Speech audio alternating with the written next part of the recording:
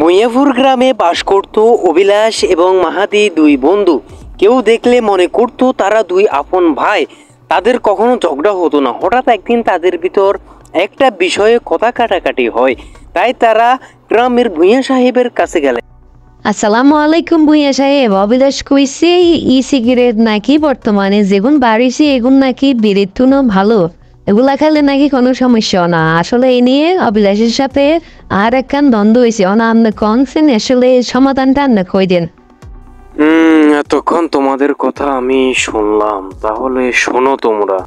সাধারণ সিগারেটের বিকল্প ধূমপান ত্যাগের কার্যকর ও কম ক্ষতিকর এসব মিথ্যাচার, এই বিভ্রান্তিকর প্রচারণার মাধ্যমে কিশোর তরুণদের নেশার দিকে ধাবিত করছে সিগারেট কোম্পানিগুলো।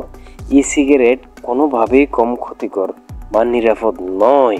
সাধারণ সিগারেটের মতোই এতে নিকোটিন রয়েছে এবং বিশ্ব স্বাস্থ্য সংস্থায় ই সিগারেটকে জনস্বাস্থ্যের জন্য মারাত্মক হুমকি হিসেবে আখ্যা দিয়েছে।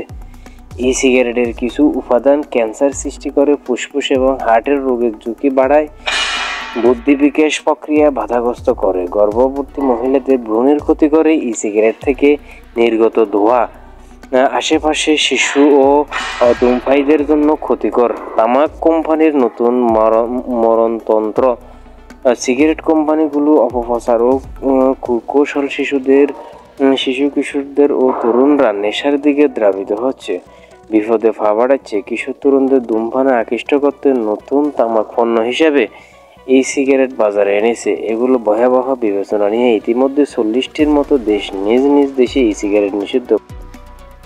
নিজেকে সুস্থ রাখতে আজই ধূমপান ছাড়ুন, নিজেকে ও পরিবারকে নিরাপদ রাখুন।